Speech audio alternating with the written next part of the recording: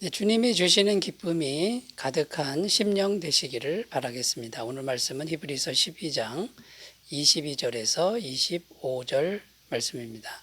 그러나 너희가 이른 곳은 시온산과 살아계신 하나님의 도성인 하늘의 예루살렘과 천만 천사와 하늘에 기록된 장자들의 모임과 교회와 만민의 심판자이신 하나님과 및 온전하게 된 의인의 영들과 새 언약의 중보자이신 예수와 및 아벨의 피보다 더 나은 것을 말하는 뿌린 핀이라. 너희는 삼가 말씀하신 일을 거역하지 말라. 땅에서 경고하신 일을 거역한 그들이 피하지 못하였거든 하물며 하늘로부터 경고하신 일을 배반하는 우리일까 보냐. 아멘. 오늘 말씀 22절을 읽어보면요. 그러나 너희가 이른 곳은 시온산과 살아계신 하나님의 도성인 하늘의 예루살렘과 천만 천사와.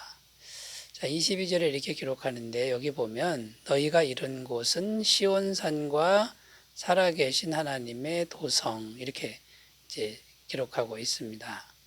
자, 시온산이라고 이렇게 나오는데 시온산은 신의 산과 상대가 되는 개념이라고 할 수 있습니다.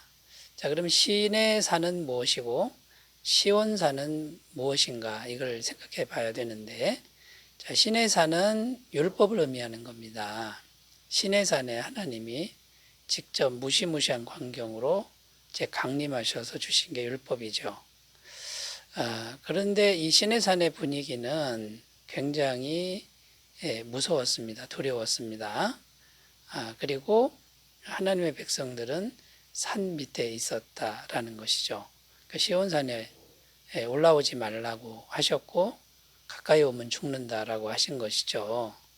반면에 시온산은 복음을 의미합니다. 복음의 산이고 또 은혜를 의미하는 거죠. 은혜의 산입니다.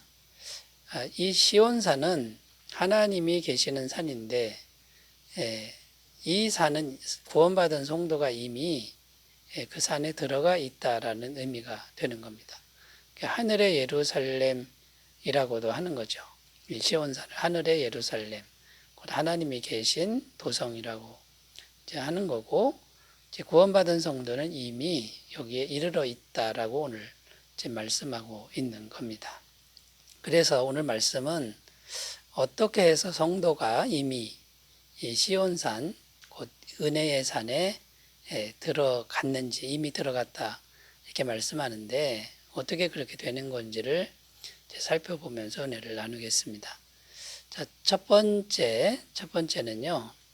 은혜의 세계로 들어가는 문은 오직 예수님이기 때문이다라는 겁니다.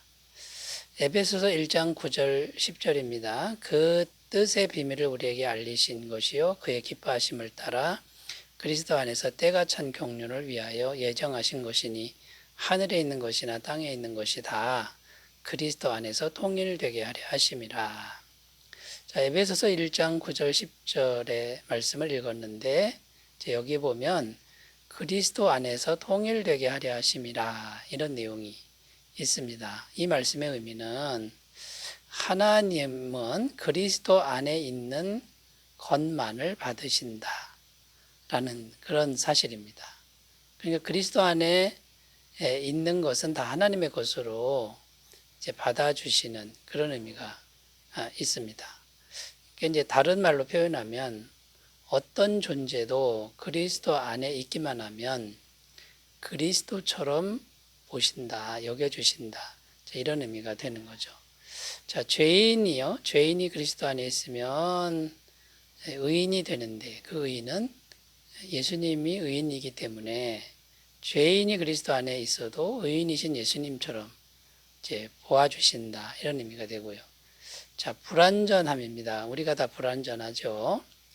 불완전함이 예수님 안에 있으면 완전하신 예수님처럼 완전함으로 봐주신다라는 거고요. 유한합니다. 우리가 한계가 있는 거죠.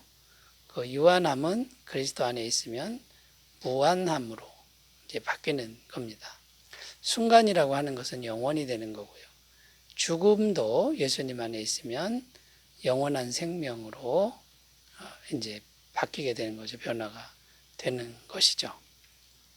자, 그러니까 그리스도 안에서 통일되게 하려 하심이라 이 말은 어떤 것도 예수님 안에 있으면 예수님처럼 보아주시는, 예수님으로 덮어서 예수님처럼 여겨주시는 하나님의 은혜다라는 겁니다. 자, 그러니까 우리 같이 죄인이고 불완전하고 유한하고 죽음에 휩싸여 있는 우리가 예수님 안에만 있으면 영생이시고 영원하신 하나님과 연결되는, 하나님이 계신 세계로 들어가는 이런 은혜가 있다라는 겁니다. 한마디로 은혜의 세계, 하나님이 계신 은혜의 세계로 들어가는 유일한 문은 오직 예수님 한 분이다라는 것이죠. 요한복음 14장 6절 예수께서 이르시되 내가 곧 길이요 진리요 생명이니 나로 말미암지 않고는 아버지께로 올 자가 없느니라. 또 요한복음 10장 9절입니다. 내가 문이니 누구든지 나로 말미암아 들어가면 구원을 받고 또는 들어가며 나오며 꼴을 얻으리라. 그래서 우리가 예수님 안에 있어야 되는데 구체적으로 어떻게 하는 겁니까? 예수님을 마음에 영접하는 길이다라는 것이죠. 요한복음 1장 12절입니다. 영접하는 자 곧 그 이름을 믿는 자들에게는 하나님의 자녀가 되는 권세를 주셨으니. 자, 그러니까 예수님을 마음에 영접하는 것이 곧 우리가 예수님 안에 들어가게 되는 길이다. 그러면 예수님이 문이니까 이미 우리는 은혜의 세계 안에 들어와 있다라는 겁니다. 자, 우리가 죽을 때까지 이 사실을 믿고 살아야 되는데 항상 예수님께 순종하는 생각을 하며 매일매일 살아야 한다라는 것이죠. 고린도서 10장 5절입니다. 하나님 아는 것을 대적하여 높아진 것을 다 무너뜨리고 모든 생각을 사로잡아 그리스도에게 복종하게 하니. 그러니까 평상시에 우리의 생각을 예수님께 복종하며 살아가는 것이 중요하다라는 겁니다. 자, 은혜의 세계로 들어가는 문이신 예수님이 계시기 때문에 우리는 이미 은혜의 산에 들어가 있다. 이걸 살펴보았고요. 두 번째 주제로 가보겠습니다. 두 번째 주제는요, 은혜의 세계를 누리려면 예수님의 보혈의 의미를 잘 생각하라. 이런 말씀을 우리에게 주시고 있습니다. 그러니까 여기의 주제는요, 은혜의 세계를 어떻게 누릴 수 있는가? 그건 예수님의 보혈을 묵상하는 것이다라는 거죠. 24절. 새 언약의 중보자이신 예수와 및 아벨의 피보다 더 나은 것을 말하는 뿌린 피니라. 자, 여기 예수님의 피에 대하여 말씀하고 있는데 왜 예수님의 피에 대해서 말씀하고 있는 걸까요? 우리가 은혜의 세계에 들어가 누릴 수 있는 근거가 예수님의 피라는 것입니다. 예수님의 피가 완벽하고 또 영원한 죄사함을 이루었기 때문에 우리가 예수님의 그 피를 믿고 하나님께로 나아가면 은혜의 세계 안에 머물게 되고요. 은혜의 세계를 누릴 수 있게 된다라는 것이죠. 골로새서 1장 19절 20절입니다. 아버지께서는 모든 충만으로 예수 안에 거하게 하시고 그의 십자가의 피로 화평을 이루사 만물 곧 땅에 있는 것들이나 하늘에 있는 것들이 그로 말미암아 자기와 화목하게 되기를 기뻐하심이라. 자기 피로 화평을 이루사 이렇게 기록하고 있는데 여러분, 성도인 우리가 이미 은혜의 세계에 들어가 있는 이유는 십자가의 피 때문에 가능하다라는 것이죠. 그래서요, 여기 예수님의 피의 의미에 대해서 우리가 계속 생각하는 것이 굉장히 중요합니다. 이 영적인 은혜는 생각을 통해서 오는데요. 오늘 말씀해 보면 아벨의 피와 비교를 하고 있다라는 겁니다. 근데 차이가 있다라는 거죠. 이 아벨의 피는 형한테 억울하게 죽임당해서 흘린 피죠. 그래서 아벨의 피는 호소의 피다. 호소한다 할 때 호소의 피다라는 거고요. 이 호소는 뭘 호소하는 거냐면 복수를 호소한다라는 거죠. 창세기 4장 10절 이르시되 내가 무엇을 하였느냐 내 아우의 핏소리가 땅에서부터 내게 호소하느니라. 그 억울한 피를 흘린 땅이 계속 호소하고 있다 이렇게 표현하고 있습니다.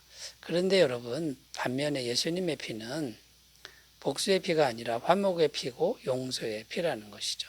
로마서 5장 10절 곧 우리가 원수되었을 때 그의 아들의 죽으심으로 말미암아 하나님과 화목하게 되었은즉 화목하게 된 자로서는 더욱 그의 살아나심으로 말미암아 구원을 받을 것이니라. 예수님은 복수가 아니라 화목해야 하는 피 흘림이다라는 것이죠. 자, 그러므로 우리는 이제 예수님을 믿고 예수님의 피를 믿고 은혜의 세계 속에 들어와서 그 화평의 은혜를 누리고 있다라는 것인데요. 그럼 어떻게 살아야 됩니까? 여러분, 화목의 피와 용서의 피를 항상 마음에 담고 또 다른 사람도 용서하고 화목하는 이제 그런 삶을 살아야 된다라는 것이죠. 여러분, 이런 삶을 날마다 살아가셨으면 좋겠습니다.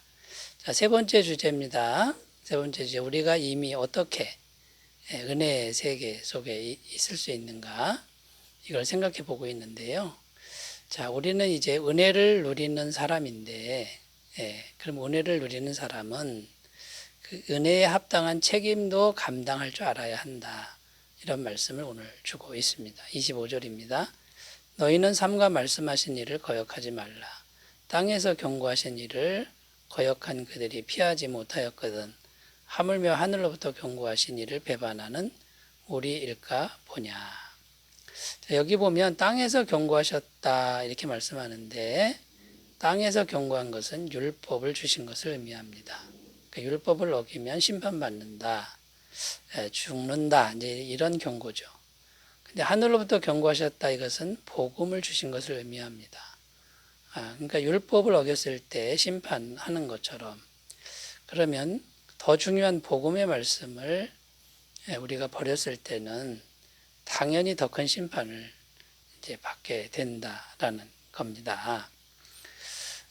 누가복음 12장 48절 알지 못하고 맞을 일을 행한 종은 적게 맞으리라. 무릇 많이 받은 자에게는 많이 요구할 것이요 많이 맡은 자에게는 많이 달라 할 것이니라. 이게 이제 하나님의 법이라는 것입니다. 자, 그러니까 여러분, 우리는 이제 복음을 맡았습니다. 복음을 많이 알게 되었고 누리게 되었다라는 거죠. 그럼 어떻게 살아야 하는 것일까요?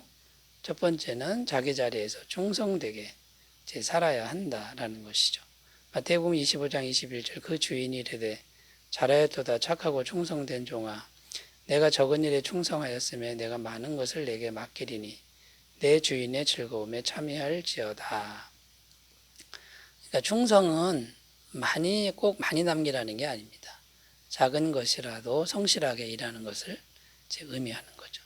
자, 두 번째는 은혜의 복음을 전하는 삶을 살아야 합니다. 내가 누리고 있는 근거가 복음이니까 복음을 전하는 게 마땅한 책임이다라는 거죠. 디모데후서 4장 2절 너는 말씀을 전파하라. 때를 얻든지 못 얻든지 항상 입쓰라. 범사에 오래 참음과 가르침으로 경책하며 경계하며 권하라. 마지막으로는요, 지혜로운 청지기로서 살아야 한다라는 겁니다. 주인의 것을 잘 나누는 삶을 의미하는 거죠. 하나님께 받은 은혜를 흘려보내는 이런 청지기로서 살아가시기 바라겠습니다. 기도합니다. 하나님 아버지, 성도인 우리는 이미 은혜의 세계 속에 있는데 어떻게 해서 그렇게 됐는지를 잘 생각하고 책임을 잘 감당하게 하옵소서. 예수님의 이름으로 기도드립니다. 아멘. 좋은 하루 되시기 바라겠습니다. 감사합니다.